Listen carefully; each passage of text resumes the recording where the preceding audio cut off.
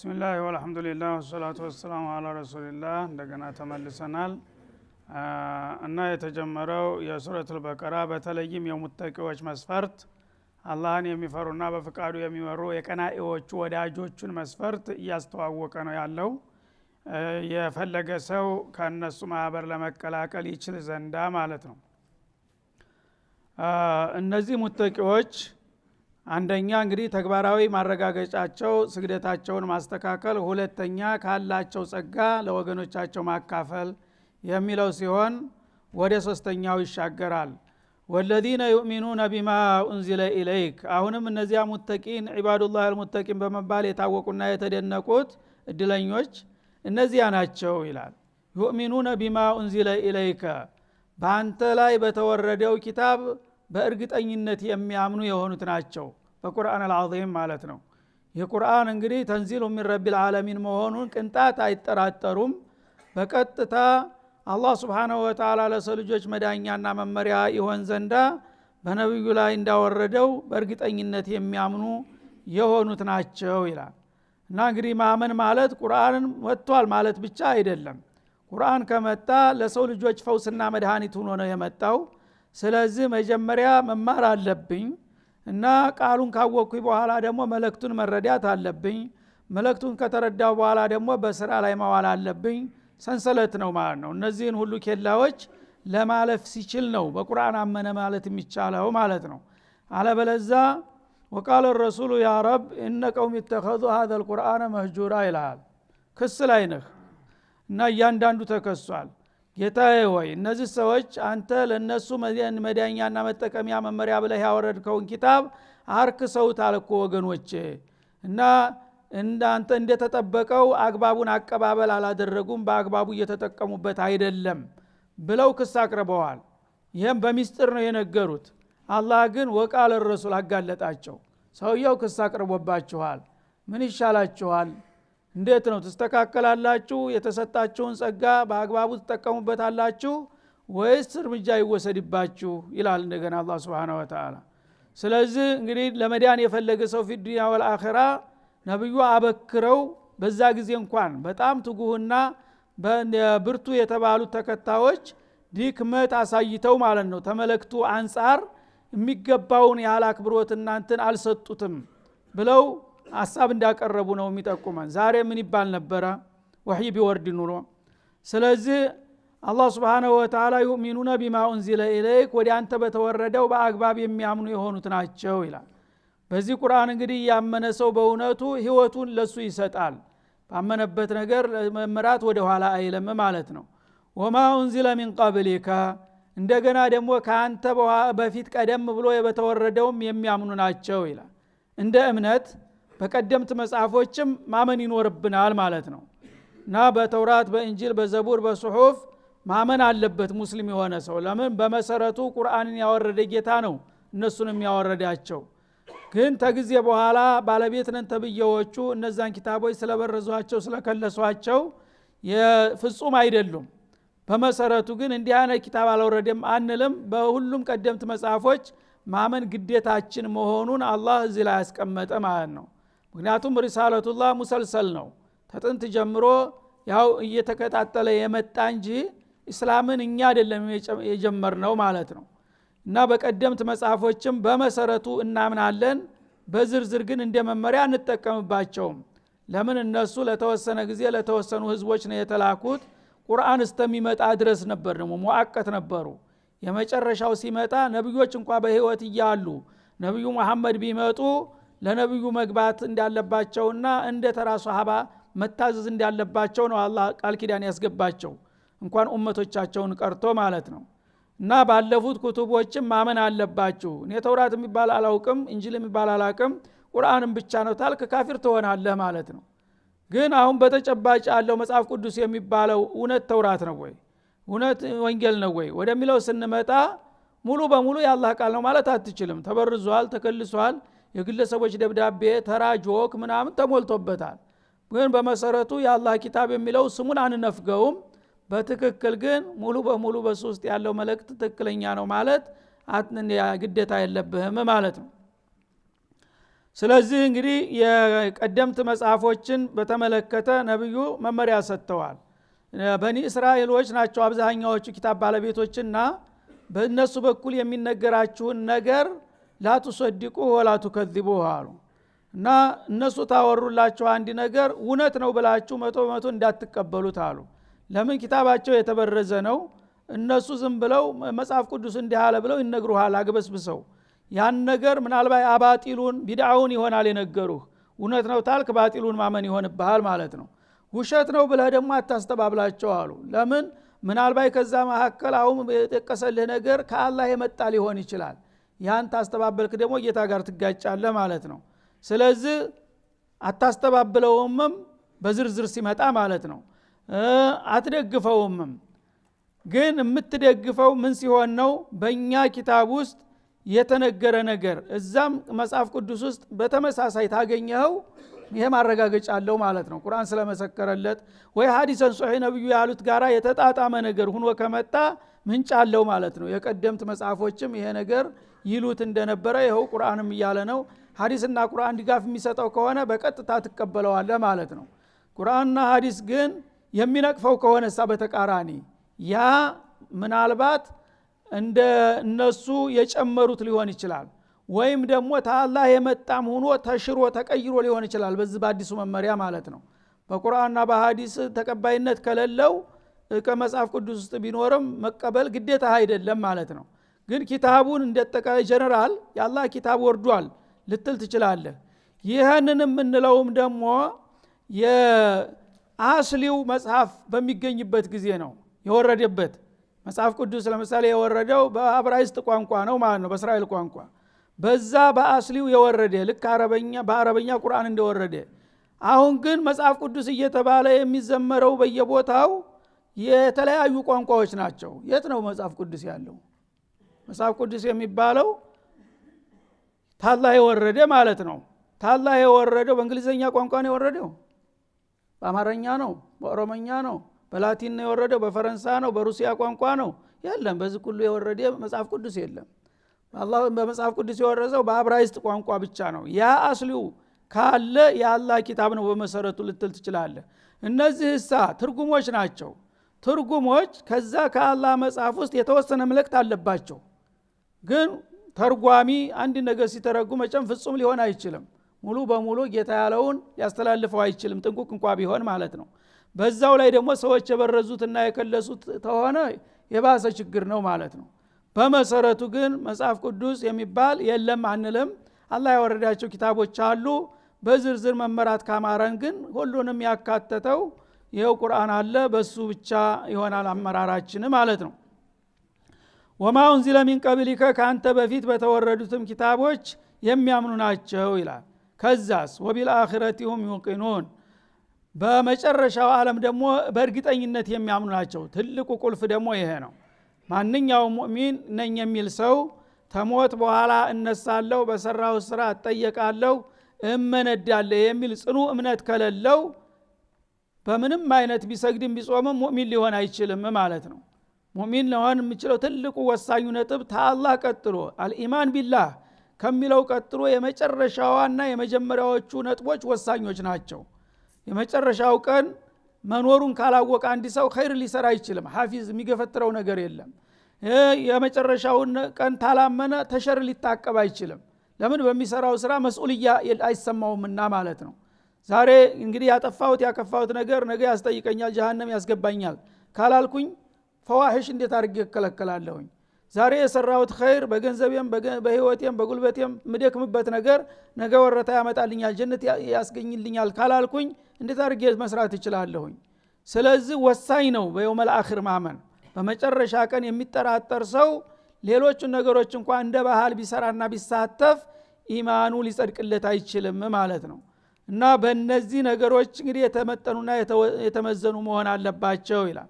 እነዚህን እምነቶች እንግዲህ በአግባቡ በዚህ መልክ የተቀበለ ከሆነ ምን ይሆናል ውጤቱ? የዚህ አይነት አማኝ ወይም ሙተቂ ኡላኢከ አላ ሁደን ምን ረቢህም ኡላኢከ ልሙተሲፉነ ቢሃዲህ ሲፋት። እነዚህ ቀደም በተጠቀሱት ነጥቦች የተመጠኑና የተመዘኑ የሆኑት ሰዎች በዚህ እውነት እንግዲህ ተስተካክለው ከተገኙ መጀመሪያ ውጤታቸው ምን ይሆናል? አላ ሁደን ሚን ረቢሂም ከጌታቸው በተላከላቸው መመሪያ ላይ የጸደቁ እነዚህ ናቸው ይላል። ጌታ መመሪያ ልኮላቸዋል።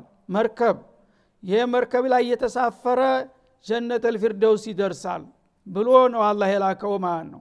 እነዚህን የእምነት መርከቦችን የተቆናጠጡ ሰዎች አላሁደን አለ እንደ መሳፈሪያ ነገር አደረገውና በሱ ላይ የተሳፈሩ ናቸው ይላል ማለት ነው። በዚህ በኢማን መርከብ ላይ የተሳፈሩ ሰዎች እንግዲህ የጌታቸውን መመሪያ ተቀብለው በሱ ላይ ልክ በፈረስ ላይ ወይም በመኪና ላይ ተዝናንተ እንደምትቀመጥ በኢማን ላይ ተረቡዕ ሆነሃል ማለት ነው።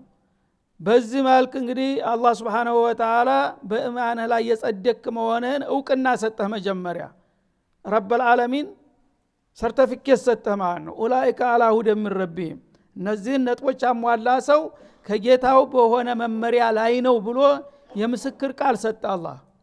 ይሄን መሰለ ክብር አለ። አንድ ጃሚዓ እንኳን የተወሰነ ካርድ ሲሰጥ ጃሚዓ ጨርሷል ብሎ ሲመሰክር ምን ያህል ደስታ ነው የሚሰማ። ዘመዶችን ጓደኞችን ጠርተህ ፌስታ ድግስ ታረጋለህ አይደለም እንዴ? ገሌ ተመረቀ ተብሎ ለምን እኛ አላህ ለሰጠን ሰርተፍኬት አንደሰትም? አላ ሁደን ሚን ረቢሂም ይሄን እንግዲህ ለማንም አይሰጠው። የዓለም ንጉስ ቢሆን የዓለም ሀብታም ቢሆን የፈለገው ቢሆን ይችን እድል የሚሰጠው አላህ አሁን እነዚህ ነጥቦች ላሟላ ሰው ብቻ ነው። ኡላኢከ አላ ሁደን ሚን ረቢሂም ተጌታቸው በሆነ ፍጹም መመሪያ ላይ የተደላደሉ እነዚህ ብቻ ናቸው ይላል ማለት ነው። ላ ገይር።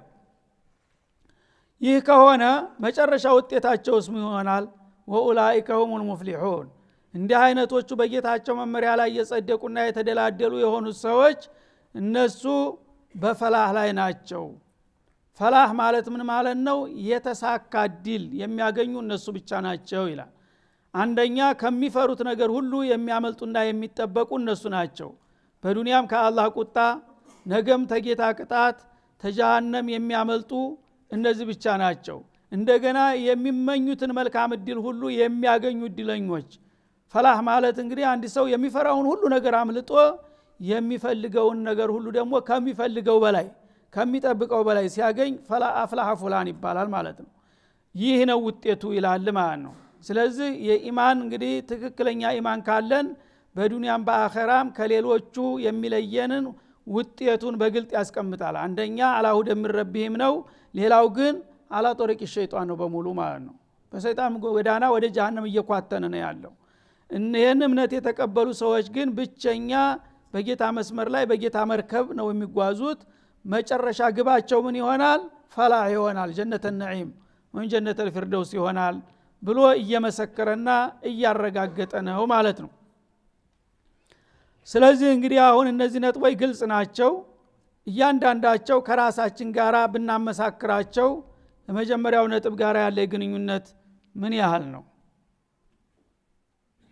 ጥሩ ከሆነ አልহামዱሊላህ። ሁለተኛው ነጥብ ትመጣለህ እንደዛው። ሶስተኛው እያልክ ትላለህ። ሙሉ በሙሉ ትክክል ከሆንክ አንተንም ያህል ትልቅ ሰው የለም፣ ማንም ሰው የለም በዱንያ ማለት ነው። እና ባይገርማችሁ አላህ Subhanahu Wa Ta'ala በተለይ ሙሉ በሙሉ በገይብ ያመኑት ሰዎች የሚለው ላይ እዚህ አንድ ማስታወሻ አለች። ሷሃቦች አንድ ቀን ነብዩ ጋር ተቀምጠን እያለን አሉ። ያው ስንቀመጥ እንደ ጓደኛ ያጫውቱናል። ጫወታው ግን ቁም ነገር አዘል ነው። ሁሉ ጊዜ የሚጠቅመን ነገር ነው የሚነግሩና የሚያስተምሩን። እና እያዝናኑን እያጫወቱን እያሉ ደስታ ሲሰማን ጥያቄ አነሳን ይላል። ጥያቄ በሚነሳ ጊዜ ምን አልናቸው? ያ ረሱላህ نحن آمنا بك آمنا بالله واتبعناك አልናቸው። ያው አላህ እድሉን መቼም አመን ብዙዎቹ አልተዋጠላቸውም። እኛ በጌታችን አመን ጥሪውን ተቀበል እርሰውን ተከተል እና አሉ። ወንድ ሀል አሐዱን አዕظم منا اجرا አሉ። ሰው እንግዲህ ወብራ ያረጋዋል ይነሽጠዋል አንዳንድ ጊዜ እና እኛ አላህ እንግዲህ ወፍቆን ይሄንን እንግዲህ ጥሪ ተቀብለን የጌታችንን እምነትን ተቀበል እርሰውን ተከተል የሚፈለግብንን ሁሉ ከሞላ ጎደል እየሞከርን ያለ ነው። ምናልባት እንዲያው እኛን የሚወዳደር ወይም እኛን የሚበልጥ ሰው ይኖር ይሆን ብለው ጠየቋቸው። ለበበሉ እዚህ ላይ መልሱን ማለት ነው። የሚጠበቀው እንግዲህ በእኛ ስሌት እናንተንም ያህል የት ይገኛል እንዲባሉ ነው እነሱም የጠየቁት። ማንም ሰው የሚጠብቀው ይሄን ነው። ሷሃቦችንም ያህል ቤት ይገኛል። ግን ሱብሃንአላህ የአላህ ምስጢር አይታወቅም። ምን አሉ ረሱል አለይሂ ሰላቱ ወሰላም፣ ይሄ ጥያቄ እኛ እንደምንረዳው አድርገው አልተረዱትም ማለት ነው። በሌላ በጣም በረቀቀ መልክ ነው የተረዱት እና የመመጻደቅ ስሜት አድርገው ተረጎሙት ማለት ነው። እኛ ተከተልነው፣ አመንነው፣ ረዳነው፣ ተባበርነው ሲሉ ወደ ፈኽር ሊሄዱ መሆኑን አወቁና ተርቢያ ያስፈልጋቸዋል። እነዚህ ሰዎች በስሜት እኛን ማን ያክላል እያሉ ሊኩራሩ ነው አሉና ወማ يمنعكم من ذلك ورسول الله بين اظهركم አሉ። እናንተ አሁን አመን የጌታን ጥሪ ተቀበል፣ አንተ ተከተል፣ ለእስላም እርዳታ መስረታና ግንባታ ጎንበስ ቀናል ደከምን ባተል ትላላችሁ፣ ይሄን ሁሉ ማታረጉበት ምን ምክንያት አላችሁ አሉ። ወደህ ነው ይሄን እኮ ማድረግ ያለብህ ነው፣ ግዴታህን ነው ያደረከው። ወረሱሉላህ በይነ አዙሪኩም እኔ በስሜ በጅስሜም አብሬያችሁ እኮ ነው ያለሁት። እኔን እያየ የእኔን ድምፅ እየሰማ የአላህን ቃል ከኔ አንደበት እየሰማ ይሄን የማያደርግ ከተገኘ ነው ጉደኛው። ይሄንን መቀበልማ ማዕቁል እኮ ነው መሆን ያለበት ነገር ነው አሉ። ሱብሃንአላህ። እና እኔ በአካላችሁ ተገኝቼ እንዴት ይሄን ማታረጉበት ምን ምክንያት አለ? ይሄን ሳታርጉ ብትቀሩ ጉደኞች ነበራችሁ አሉ። ይሄን ማድረጋችሁ ግዴታችሁን የተወጣችሁት እንደ ጉራ እንደ ዝና አትውሰዱት። ማንም አቂል የሆነ ሰው አቅሉ የሚፈርደው ይሄን ነውና አሏቸው ማለት ነው። ከዛ በኋላ እነሱ ሊመጎሱ ወደር የላችሁም ሊባሉ ነበረ። ያልጠበቁት ሌላ ጉድ መጣ ቀጥሎ ማለት ነው። ምን አሉ? ወረሱሉላህ በይነ አዙሪኩም የእቲኩም ቢልወህይ ሶባሃ መሳ ሚነ ሰማ ከሰማይ ጧት ማታ ሁልጊዜ ትኩሱን የጌታ መልእክት እያመጣሁኝ እያሰማኋችሁ እኔን የማትቀበሉና የማትከተሉማ ብትሆኑ ጉደኛ ነበራችሁ። ግን ይሄን ማድረጋችሁ ማድረግ ያለባችሁን ነው ያደረጋችሁት፣ የሚደነቅ ነገር አይደለም አሉ። ይልቁንስ የሚደነቁ ሰዎች እኔ ልንገራችሁ አሉ። እዚህ ላይ ነው እንግዲህ በልቀውሙን ባዕደኩም ከናንተ በኋላ የሚመጡ ሰዎች አሉ፣ አልባሌ የመሰሉ ሰዎች አሉ። የእቲህም ኪታቡላሂ በይነ ለውሐይን የአላህ ኪታብ አሁን እንደናንተ ትኩሱን ጧዘጅ ጧት ማታ አይደለም የሚደርሳቸው። ጊዜው ካለፈ ዘመናት ተተቆጠረ በኋላ የበረደው ኪታብ በይነ ደፈተይን በይነ ለውሐተይን በሁለት ጥራዝ መካከል ታፍኖ እንደዚህ ይደርሳቸዋል የኋላዎቹ ሰዎች አሉ። እንግዲህ ደፈተይን ማለት ይሄና ይሄ ማፈኛው በዚህ መካከል ተጠቅሎ የሚደርሳቸው ትውልዶች ወደ ኋላ ይመጣሉ አሉ።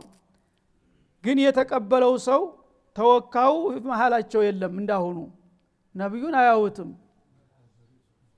እኔ በመሐከላችሁ ነኝ፣ በአንደበቴ የጌታን ቃል እያሰማኋችሁ። እነዛ ግን የበረደ ጊዜ ያለፈበት ኪታብ ከእንግዲህ የት እንደመጣ ያልታወቀ ይሄ ያላህ ኪታብ ነው ተብሎ ይሰጣቸዋል፣ ይደርሳቸዋል የኋለኞቹ አሉ። እነዛ ቀውሙን ባዕደኩም የእቲም ኪታቡላህ በይነ ለውሐይን ዩእሚኑነ ቢሂ አይናቸውን ሳያሹ ከጌታችን የቀበል ኪታቡ ረቢ ብሎ እንደዚህ ያቅፈዋል። ያ ነው ያ ይበልጣቸዋል አሏቸው። እና አቡበክር ሱብሃንአላህ ለምን እናንተ እኔን በአይኑ ያየ ሰው እንዴት አያምንም? ጉድ አይደለም እንዴ ነን አይቶ ያላመነ ሰው? እነዛ ሰዎች ግን እኔ የለሁም በመሐከላቸው፣ መልእክቱ ብቻ ሲደርሳቸው በደስታ በልልታ ይቀበሉታል፣ ይከተሉታል። እነዛ ናቸው እንጂ የሚደነቁት የታለ ያመጣው ሰው እየሳይሉ ወያዕመሉነ ቢማ ፊህ። ይችና ትልቋ ችግር ግን ይቀበሉታል ስላችሁ ወረቀቱን ብቻ ተቀብለው ያነግቡታል ማለት አይደለም። ሙሉ በሙሉ ተጥቢቅ ያረጉታል፣ ይሰሩበታል አሉ። በትክክል ነው። ኡላኢከ አዕዘሙ ሚንኩም አጅራን እነዛ ከናንተ የበለጠ አጅር አላቸው። መረተይን ላኢላሃ ኢላላህ ሱብሃንአላህ። ኢብኑ አሳኪር የተባሉት ጁምዓቱል አንሳሪ በተባለው ሱሐቢ በኩል ያመጡት ሐዲስ ነው። ስለዚህ ይህ ሲባል ያው እንግዲህ ተሷሃቦች እንበልጣለን ማለት አይደለም፣ የበለጥነው በአንጻር ነው ማለት ነው። ሷሃቦች አይተው ነው ያመኑት። አይቶ ያመነና ነብዩን ሳያመነ እኩል አይደለም በዚህ ነጥብ ማለት ነው። በሌላ በኩል እነሱ በጀብዷቸው በስራቸው ለእስላም በከፈሉት ዋጋ ማንም አይወዳደራቸው፣ የታወቀ ጉዳይ ነው። እስበርሳቸውም ይበላለጣሉ። ወደ ኋላ የመጡት የሚያወጡት ነፈቃ ኡሁድን የሚያህል ጥሬ ወርቅ እንኳን ብታመጣ እና አቡበክር መጀመሪያ ላይ ያወጡትን አንድ ወቄት እንኳን አይለካለህም ተብለዋል። እንኳን ከዛ ወዲህ ያለው ሰው ሊወዳደራቸው ማለት ነው። ግን በዚህ ነጥብ ላይ ወደ ኋላ የመጡ ሰዎች ሁሉ እናንተን ሊያስንቋችሁ ይችላሉ። እናንተ ነብይን በአካል ማከላችሁ ልከላችሁ ኪታቤን ጧት ማታ ትኩሱን ያወረደላችሁ አንድ ጥያቄ ስታመጡ እኔ በቀጥታ ሙባሸረተን ፈትዋ መልስ እየሰጠኋችሁ የማትቀበሉበት ምክንያት የለም። ግን ማደንቃቸው ወደ ኋላ መልእክተኛው መሃላቸው ሳይገኝ አንድ ቀን እንኳን ሳያዩት የአላህ ኪታብ ሲደርሳቸው ተቀብለው ስራ ላይ የሚያውሉት ናቸው ብለዋል። ስለዚህ ከፈለግን እኛ እነዛ ሰዎች ጋራ ልንወዳደርበት የምንችለው ነጥብ እየተሰጠን ነው ማለት ነው። ግን ከታደልን ከሰራንበት በስም ብቻ ሳይሆን ማለት ነው። እና እንግዲህ አላህ Subhanahu Wa Ta'ala ፈድሉ ሰፊ ነው። ለዚህ ብለው በሌላው ሐዲስ ምን አሉ? إن هذه الأمة لا يدرى خيرها من أولها أو من آخرها كلام أمطار አሉ። እንደ ዝናብ ነው የኔ ኡመቶች ጉዳይ። ዝናብ ይመስላሉ። ዝናብ በሚዘንብበት ጊዜ በረካ ያለው ዝናብ መጀመሪያ አካባቢ የወረደው ይሁን መጨረሻ አካባቢ የወረደው አይታወቅም። ከበዝናብ ውስጥ ያላህ ረድኤት አለ። ቁርአንንም የተቀበሉና የተከተሉ ሰዎች እንደዛ ናቸው። ተናንተና የነበሩትን ያደነቅን ከንፈር እየመጠን በዛ ጊዜ ብኖር ኑሮ እሱን ባሆን ኑሮ ብሎ መመኘት አያስፈልግም። ከፈለክ መሆን ትችላለህ፣ እድሉ አለ። ምንድነው እነሱ ያደረጉት? የአላህን መልእክት ተቀብለው ስራ ላይ አውለውታል። አንተም ይሄን ነገር ስራ ላይ ተዋልከው ተናንተና ዘግይተህ ነው የመጣው ብሎ ወደ ኋላ ያስቀርም። አላህ Subhanahu Wa Ta'ala ከነዛ ጋር ሊያረግህ እንደሚችል ነው ማለት ነው። እና እንግዲህ አላህ Subhanahu Wa Ta'ala ይሄን መልእክት ለመስማትና ለመቀበል እንዲያደለን ሁሉ በተግባርም ደግሞ ሰለቸን ደከመን ሳንል በተቻለ መጠን ለመስራት መሞከር ይኖርብናል። ለመስራት እንግዲህ ስንሞክር ብዙ ዘርፍ ነው እንደምታውቁት፣ በየመስኩ ነው ማለት ነው። ስግደት ብቻ አይደለም፣ ጾም ብቻ አይደለም፣ ሐጅ ብቻ አይደለም። በእለት ተለት እንቅስቃሴያችን፣ በህይወታችን፣ በቤታችን፣ በቤተሰባችን፣ በጎረቤታችን፣ በመንፈሳችን፣ በአካላችን እስላም ምን ይላል፣ እስላም ምን ይፈልጋል የሚለው ሁሉ ጊዜ ሐሳባችን ሊኖር ይገባል። ለዲናችን ለህይወታችን ከምናስበው በላይ ማሰብ መቆርቆር ይኖርብናል ማለት ነው። በተለይ በአሁኑ ጊዜ ፈተናው በጣም በበዛበት ጊዜ ማንኛውም ሙስሊም ነኝ የሚል ሰው እየተፈተነ ነው። በዚህ ጊዜ ነው ኢማኑ የሚለይለት ማለት ነው። ግደለሽ ሆኖ ዝም ብሎ ከነፈሰው ጋር ነፍሳለ የሚል ካለ ያን ጊዜ አላህ Subhanahu Wa Ta'ala ይታዘባል ማለት ነው። እና በዲኔ ላይ የመጣ ነገርማ እንደዚህ በችላታ አላልፈውም እኔ በምችለው መጠን እምትል ከሆነ ያን ጊዜ ፈተና ታልፋለ ማለት ነው። ስለዚህ ትናንትና የነበሩትን እያደነቁ አሁን ግን ያለውን ሁኔታ ገሸሽ እያሉ የሚከድበት ምክንያት ይሄ አያሳልፍምና አላህ Subhanahu Wa Ta'ala ምን ጊዜም በዚህ ዲን ይፈትነናል። ፈተናውን ካለፍን ሙፍሊሆች ነን ራሱ እንዲያረጋግጠው ማለት ነው። ከፈተና ከወደቅን ግን ወደቀ ነው። ፈተና የወደቀ ሰው ለምን እኔ አመት ሙሉ ትመላለስ አልነበረም እንደ ተማሪዎች ጋር ለምን እኔ ውጤት አልተሰጠኝም ማለት ይችላል? ነጥብህ ነው እድልህ ነው የምትወስነው አንተ ራስህ ነው። ነጥብ አላመጣህም ማለፍ አልቻልክም ነው የሚባለው። እንደዛ እንዳንሆን ለማለፊያ ነጥብ ማከማቸት ይኖርብናል፣ መትጋት ይኖርብናል ለማለት ነው የተፈለገው ማለት ነው። ስለዚህ ፈላህ የምትባለውን ሽልማት ለማግኘት ጠንቀቅ ማለት ያስፈልጋል። ትጥቁን ጠበቅ ማድረግ ያስፈልጋል። መጀመሪያ ሙተቂን ብሎ ጀመረ፣ መደምደሚያው ሁሙል ሙፍሊሁን አለማን ነው። እና ፈላህ ማለት የሥራ ውጤት ነው።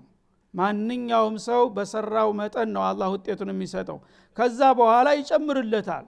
ምክንያቱም በሩን ከፍቷል፣ እሱ ደንበኛ ሆኗል። ደንበኝነቱን ካረጋገጠ በኋላ አንድ ጥሩ ውጤት ያመጣ ያየ የሰማ ሁሉ ይሸልመዋል ማለት ነው።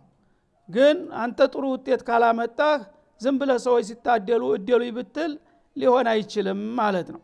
እና አላህ Subhanahu Wa Ta'ala እንግዲህ ለወዳጆቹ የሰጠውን እድል እንዳይነፍገን እኛ በዚህ በዱንያ ላይ ንቃትና ትጋት ያስፈልገናል። የተቻለውን ካደረግን ደግሞ አላህ ቸር ነውና እናንተ ኋላ ቀር ናችሁ ደካሞች ናችሁ ብሎ እንደማይጥለንና እንደማይረሳን ተስፋ ይደረጋል። ወሰለላሁ ዐለ ነብይ ወኢላ ሊቃኢና